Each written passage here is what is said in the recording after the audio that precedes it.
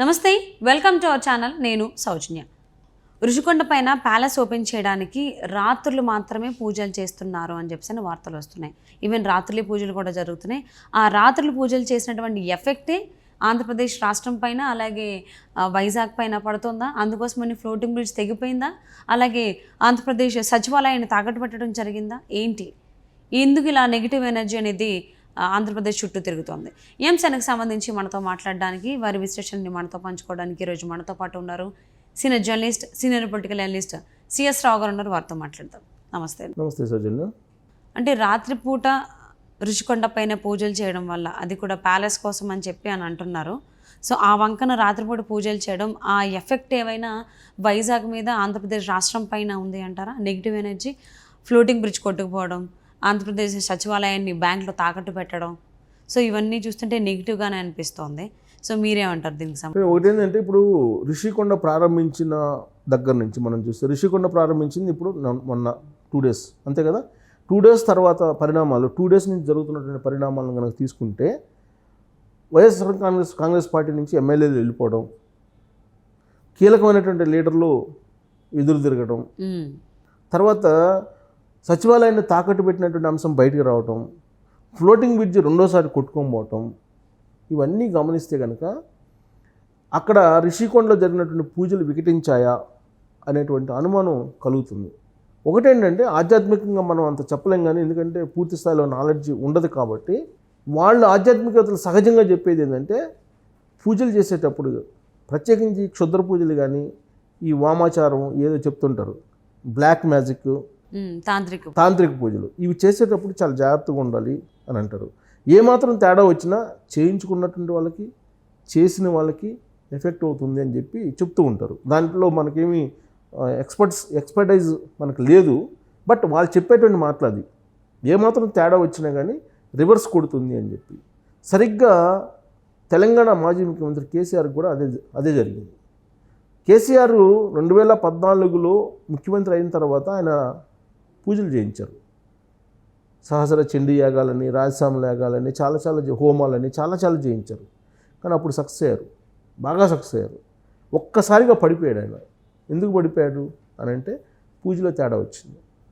పూజలో తేడా వచ్చింది అనేది ఆధ్యాత్మికవేత్తలు చెప్తూ ఉన్నారు. అందుకే ఇప్పుడు కేసీఆర్ మొన్న 3వసారి ఇన్ని ప్రయత్నాలు చేసినా కానీ ఓడిపోయారు.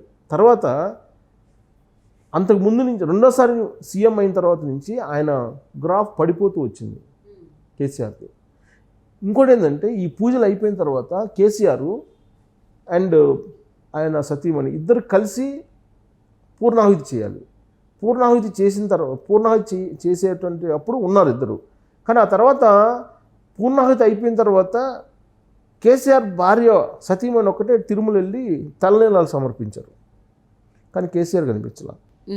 ఇద్దరు వెళ్తున్నారని చెప్పి న్యూస్లో వచ్చింది, కానీ కేసీఆర్ కనిపించలా. కేవలం ఆయన సతీమణి మాత్రమే వెళ్ళి తలనీలాలు ఇచ్చి వచ్చింది. ఆ తర్వాత నుంచి మొత్తం రివర్స్ అయిపోయింది, కంప్లీట్ రివర్స్ అయిపోయింది. కేవలం 2 నెలల్లోనే మొత్తం సిచ్యువేషన్ మారిపోయింది తెలంగాణలో. మనం గమనించాం, రాజకీయ సిచ్యువేషన్ మొత్తం మారిపోయింది.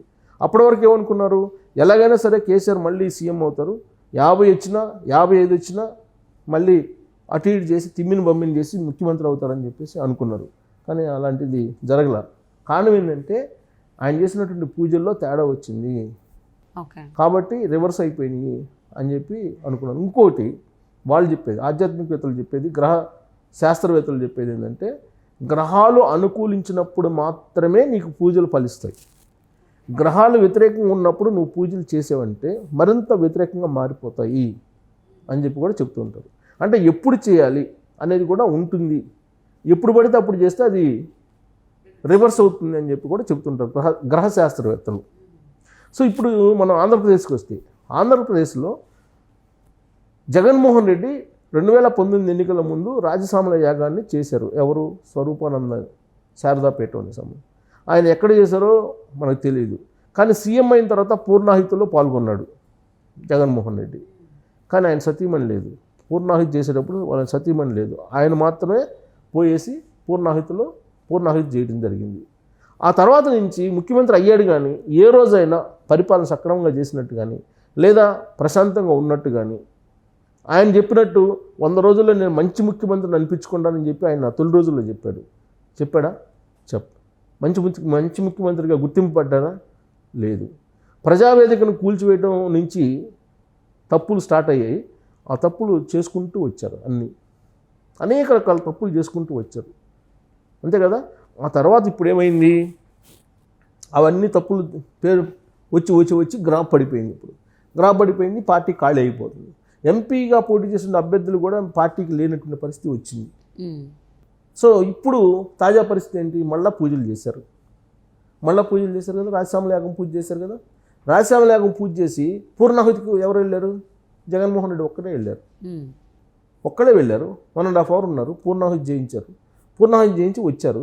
పూర్ణాహుతి చేసి వచ్చిన తర్వాత జరిగింది ఏంది? వేమిరెడ్డి ప్రభాకర్ రెడ్డి పార్టీని వీడి వెళ్ళిపోయారు, అవునా? సో ఆ తర్వాత అనేక మంది అభ్యర్థులను మార్చేశారు ఆయన. రాష్ట్రం యొక్క ఆర్థిక పరిస్థితి దివాళా తీసింది కంప్లీట్గా. తర్వాత అపాయింట్మెంట్స్ దొరకట్లేదు ఆయనకి. 2 నెలల నుంచే కదా ఇవన్నీ కూడా. ఆయన పూజ చేసినప్పటి నుంచే అపాయింట్మెంట్స్ దొరకట్లేదు. మీరు అబ్జర్వ్ చేయండి కావాలంటే. పూజ రాజశ్యామల చేశారు కదా, ఒక్కడే పోయి పూర్ణాహుతి ఇచ్చారు కదా. సో ఆ తర్వాత అపాయింట్మెంట్ ఢిల్లీ నుంచి మొత్తం క్లోజ్ అయిపోయినాయి కదా, కంప్లీట్ క్లోజ్ అయిపోయింది. ఢిల్లీ డోర్స్ క్లోజ్ అయిపోయింది. ఇప్పుడు వైఎస్ఆర్ కాంగ్రెస్ పార్టీ నుంచి వెళ్ళిపోతున్నటువంటి వాళ్ళని కాపాడుకున్నటువంటి పరిస్థితికి వచ్చింది. షర్మిల ఎంట్రీ అయిపోయింది కదా. అంటే షర్మిల ఎంట్రీ కావడం అనేది నెగిటివే కదా. అవును. సో ఇప్పుడు మళ్ళీ తాజా పరిస్థితిని మనం తీసుకుంటే రిషికొండను ప్రారంభించాడు. ఆ స్వామి చెప్పినట్టు రిషికొండను ప్రారంభించి అక్కడ పూజలు చేశారు. ఏం పూజలు చేశారని అంటే క్షుద్ర పూజలు చేశారని చెప్తున్నారు, తాంత్రిక పూజలు చేశారని చెప్తున్నారు. ఏకంగా కేఏపాల్ అని చెప్పాడు, నరబలి చేశారు అక్కడ అని చెప్తున్నారు. ఇలాంటి కామెంట్లే కేసీఆర్ సచివాలయాన్ని ప్రారంభించినప్పుడు కూడా వచ్చాయి. సచివాలయం కొత్తది కట్టి అది ఆయన పర్మనెంట్ అనుకున్నాడు కేసీఆర్. సీన్ కట్ చేస్తే సచివాలయంలో 4 రోజులు కూడా కూర్చోాల. సో ఇప్పుడు జగన్మోహన్ రెడ్డి అక్కడ రిషికొండలో విలాసవంతమైన భవనాల్లో 500 కోట్లు పెట్టి కట్టించారు. అది నిబంధనలకు విరుద్ధం అని చెప్పి తెలుసు, న్యాయస్థానాలకు తెలుసు, ప్రజలకు తెలుసు, మార్గదర్శకాలకు విరుద్ధంగా ఉన్నాయని తెలుసు, పర్యావరణానికి విరుద్ధంగా తవ్వకాలు జరిపారని అందరికీ తెలుసు. కానీ రహస్యంగా అక్కడ ప్రారంభోత్సవం చేసి ఆ రాత్రి నిశరాత్రి అంతా కూడా పూజలు చేసేసి ఆడేదో నరబలు ఇచ్చారని చెప్పి కేఏపాల్ చెప్తున్నాడు. సరే, ఆ నరబలు జరిగిందా లేదా మనకు తెలియదు. పూజలు అయితే జరిగినాయి. ఏం పూజలు జరిగినాయి ఎవరికి తెలియదు. ఆ పూజల్లో పార్టిసిపేట్ చేసినటువంటి రోజా ప్రత్యేకించి ఆవిడ ఎదురైతే ఈతుంది. ఇప్పుడు పూజల్లో పాల్గొంది ఆవిడే కదా. ఆ తర్వాత రజనీ, మంత్రి రజనీ, వీళ్ళే కదా. తర్వాత అక్కడ పాల్గొంది లోకల్ లీడర్లు అమర్నాథ్, తర్వాత బొత్స సత్యనారాయణ, వీళ్ళే కదా. ఆ పూజల్లో పాల్గొన్నటువంటి వాళ్ళకి ఏ విధంగా గ్రహస్థితి మారిపోతుంది, యాంటీ గ్రహస్థితి ఉందని చెప్పి మనం ఆలోచిస్తే ఇప్పుడు రోజా పరిస్థితి ఏంటి?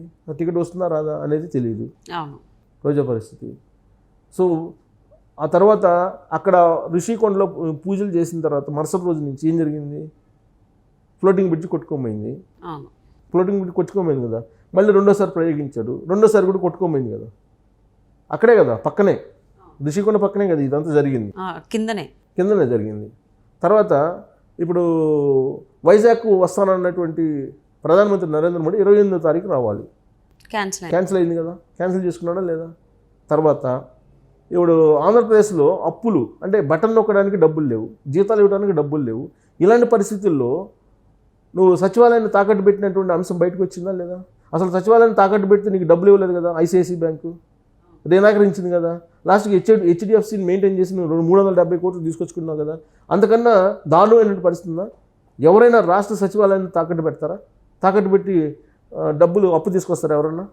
అంటే రుషికొండలో రాత్రిపూట పూజలు చేసిన ఎఫెక్ట్ మొత్తం అంతా కూడా నెగిటివే కనిపిస్తుంది, ఎక్కడ పాజిటివ్ జరిగినట్లుగా ఎక్కడ కనిపించట్లేదు. ఇవన్నీ మనం చెప్పడం కాదు, నేను చెప్పడం కాదు, మనం ఊహించడం కాదు.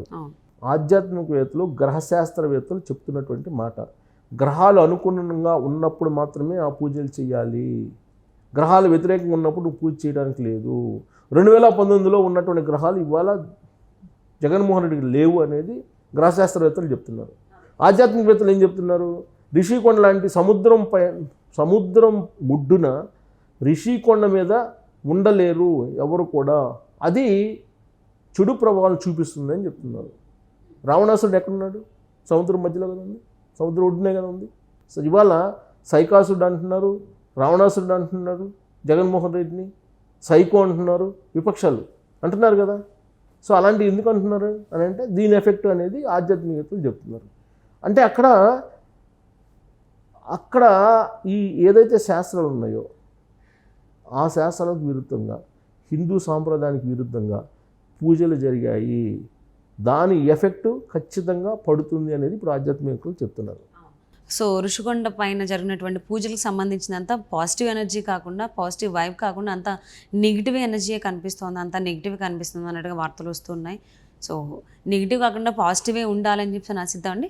And thank you so much for spending your valuable time with us, Rao గారు.